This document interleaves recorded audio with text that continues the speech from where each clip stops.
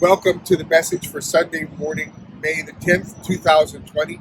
I'll be honest with you, I've been looking for an excuse to tape a message here at my happy place. Now, normally it starts the other way around. The scripture comes to me through the lectionary lessons, and then I consider what the best frame for the message is. But I wanted to be here by the ballpark for one of these lessons because of the legacy of these pandemic messages, and I wanted for one of them to be recorded here at my happy place.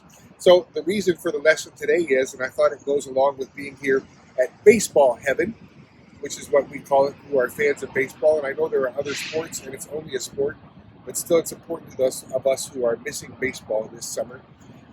This is baseball heaven, and our lesson for today is about real heaven, about God's heaven. We look in the 14th chapter of John's Gospel.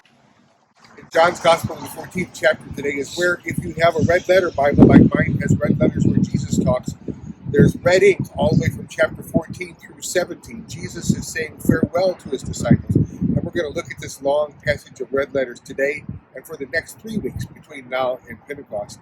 Today's lesson in the 14th chapter of John's Gospel, Jesus talks about the promise of heaven, really for the first time in the Gospels. Mostly Jesus talks about God's kingdom, but he talks to his disciples in the 14th chapter and says to them, I am going to prepare a place for you. And Jesus is talking about heaven and about making the way for them to be with him in heaven. And so we're standing here outside of baseball heaven today. It feels nice to be here, but it also feels sad to be here. I'm thinking today of that poem that says, somewhere in this favored land, the sun is shining bright. Somewhere a band is playing. Somewhere men are laughing. Somewhere children shout. But there is no joy in Mudville because mighty Casey has struck out. So we might be sad today, but there's reason to be happy today, too, for being in this happy place and considering baseball heaven. I had a friend tell me on the telephone prayer conference this morning that I could be happy for the baseball season because so far the Cardinals are undefeated this year, and so far the Cubs still haven't scored a run in any of their games this year. That's worth thinking about. I want to talk about the promise of heaven today, then, and also about who gets to be in heaven. My goal was to tape this message beginning at home plate inside the stadium. And so I started by talking to people who I knew that I thought could get me in. Clayton Meyer, if you're listening, I'm talking about you. But Clayton said, even though he asked his boss, no one was getting inside because of the pandemic. And so then I wrote to guest relations, and they said the same thing that Clayton said, by the way. But I thought I would be persistent. And then one more try I made was to call Ryan Sullivan, because I did his brother's wedding at home plate here years ago, and his sister-in-law Kayla, but he told me that all the sports workers were furloughed right now. How sad is that? So apparently to get into baseball heaven, you have to know the right person, and I didn't know the right person. And to get into real heaven, you also have to know the right person, and I want for us to talk some more about that today. First of all, I wanted to share about the promise of heaven. There are 2 examples of witnesses about heaven that I think are very credible. One is Pastor John Piper. Try to say that 3 times fast. Pastor John Piper, who is a Baptist minister, who years ago was in a terrible car accident. And he said he didn't tell about his experience for 18 years because he thought people would think he was crazy. He died for 90 minutes, and he said he went to heaven for 90 minutes. And when Pastor Piper finally wrote about his experience, he said he did it even though he thought it might not be credible to some people because he thought God had given him a witness to share with others. That makes it credible to me that he approached it in that way. Piper says when he died, he became aware of a welcoming committee. People he knew and people he didn't know. People who didn't speak to him, but they greeted him. A welcoming committee. And then the most important part of his message to me was the music, he said. I heard all different songs, but somehow they blended together into one harmony. And I think that's a wonderful witness about heaven. Piper says in that 90 minutes, I didn't think about anything I had left behind. I didn't have any sadness. Every tear had been wiped away. There was no thinking about going back. I was home. And so that's why I thought home would be a good place to take this message. Home plate, but also heaven is our home. One more witness I think about to the promise of heaven is a woman named Rosemary Thornton. Now you may have heard of Rosemary Thornton if you are interested in Sears and Roebuck's houses. She's a famous author who has written about those houses that people used to be able to buy from the Sears catalog in kits. The kits had 1,700 pieces, and directions came with a 70-page manual that people could buy to build for themselves. From 1908 until 1940, there were houses sold in the Sears catalog. They stopped being popular when people decided they wanted indoor plumbing. That became too complicated to build from a kit inside of a catalog. Thornton, though she's famous for writing about Sears houses, became more famous not too long ago for sharing her story, in my mind anyway, about what happened when she died for 10 minutes. And her story is credible to me because she's not a preacher. She's not even particularly religious, but she told the story because it was so real to her. She said she entered an emergency room critically ill, and they told her that she died on the table for 10 minutes. She said, I first awoke in total darkness, but it wasn't a scary darkness. It was more like a hiding under the blanket, sort of a holding me kind of a darkness. She said, I moved in the space that I was in, and I wasn't walking, I was more like floating. Then she said, I heard a voice, and the voice told me I had to decide whether to stay or whether to go. I giggled, she said, when I realized that I was dead. And then it occurred to me that everything about me was still intact, she said. My humor was still with me. And everything I had in terms of my mind and my personality was still intact.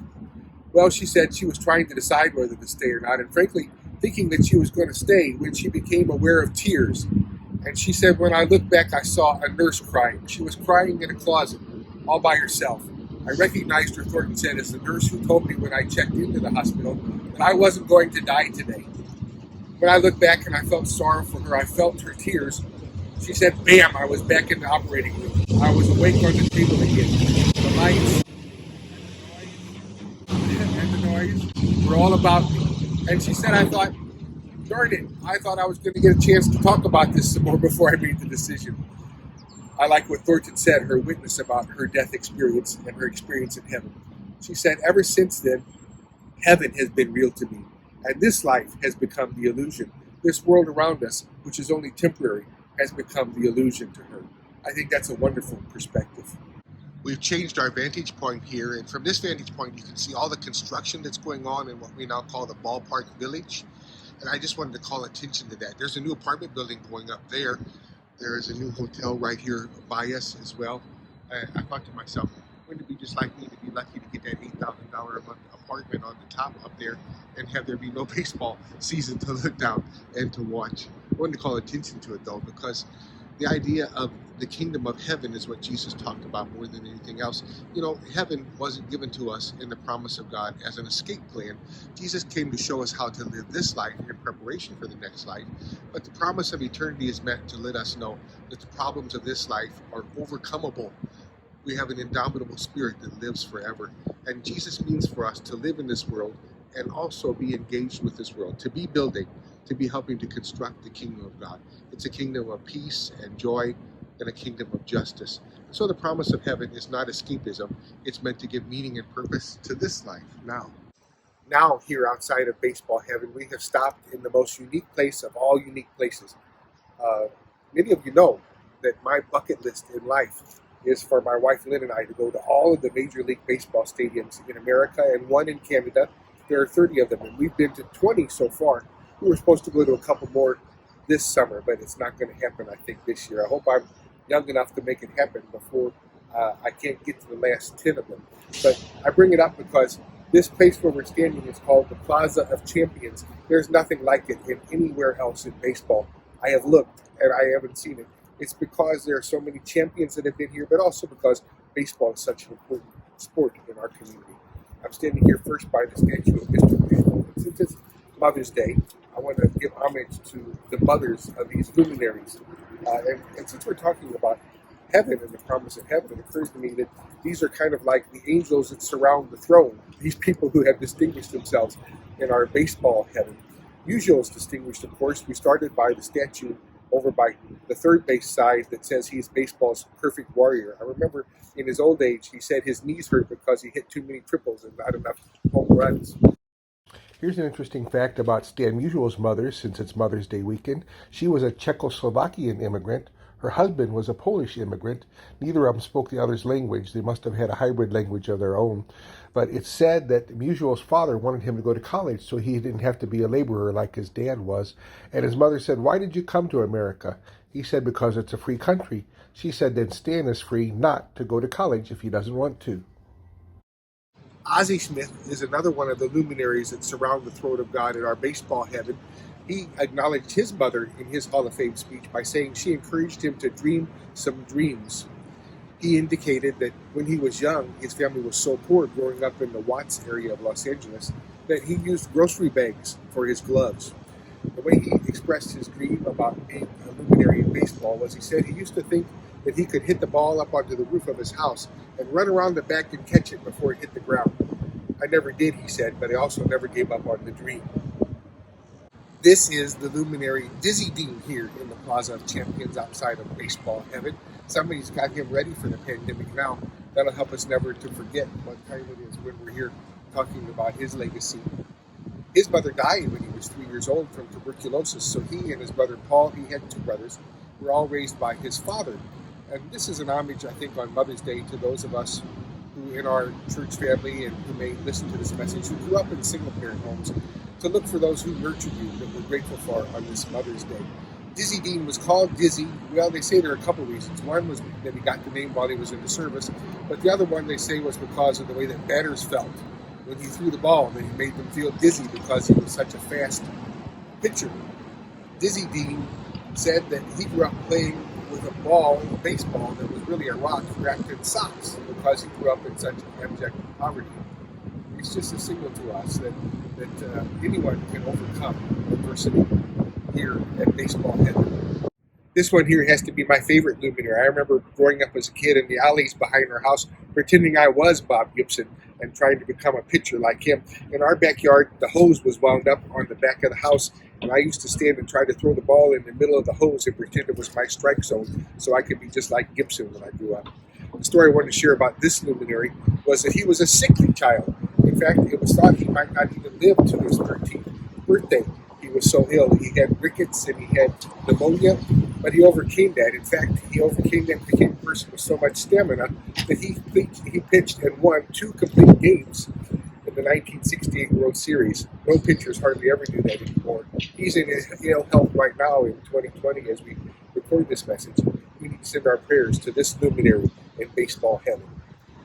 This is the statue in our list of luminaries dedicated to Cool Papa Bell. Bell never got to play in a professional National League stadium, but he played in the Negro Leagues, and he was a star there. He was famous for being the fastest man alive. The legend was that he once hit the ball, and it bumped into him. The ball hit him when he got to second base, the ball that he hit himself. They used to say, and it was true, that the other players that he played with observed it, that he could turn the light off in the room and get under the covers before the light went out in the room around him. Cool Papa Bell, his mother, sent him away from home. There were many other children. He came to the big city to live with his brother because he would have a chance to get schooling that way. Instead, he found baseball, and he played with the St. Louis Stars. He's just a symbol of another way that our luminaries overcome great odds to become a part of this cloud of witnesses here outside of baseball heaven. You know, it leads me, and the reason I called attention to all of these players in the Plaza of Champions, they distinguished themselves in their sport, but it was because of their great passion for the sport. They overcame great odds because of their great passion.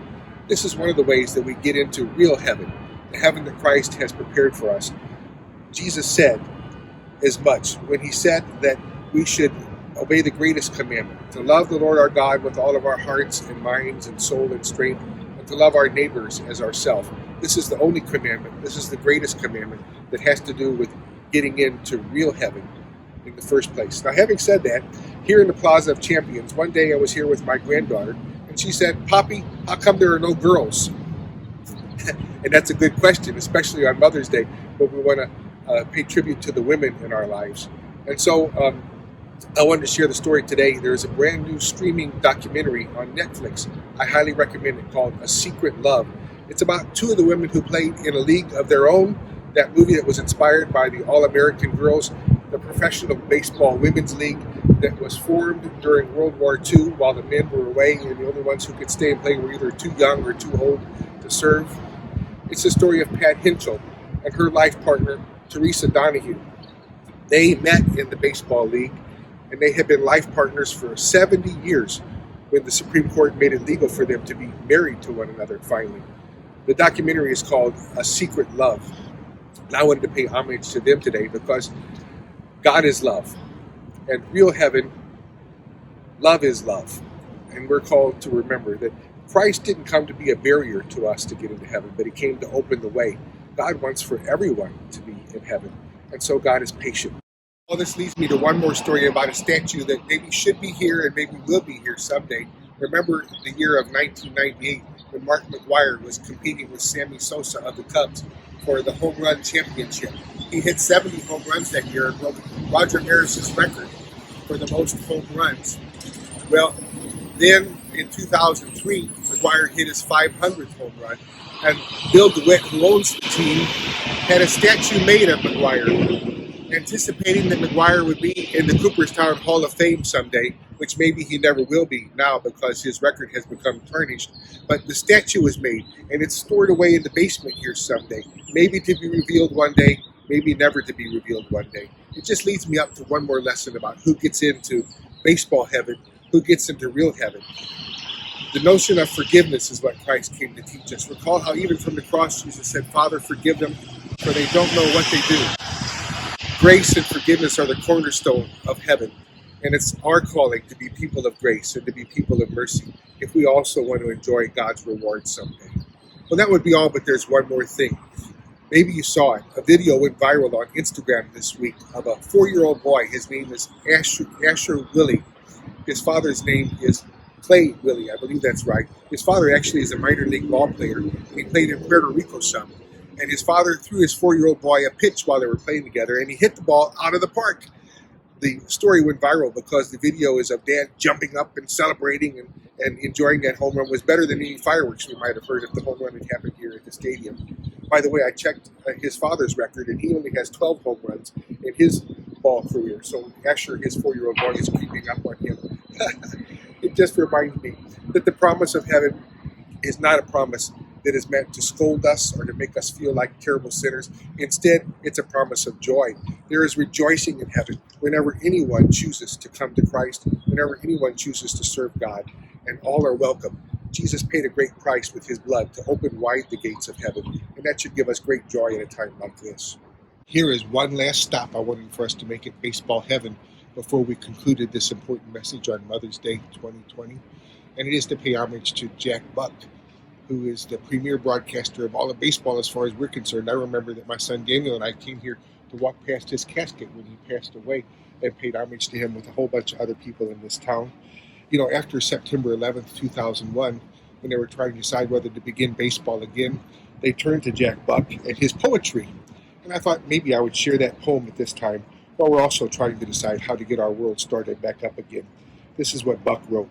Since this nation was founded under God more than 200 years ago, we've been the bastion of freedom, the light which keeps the free world aglow.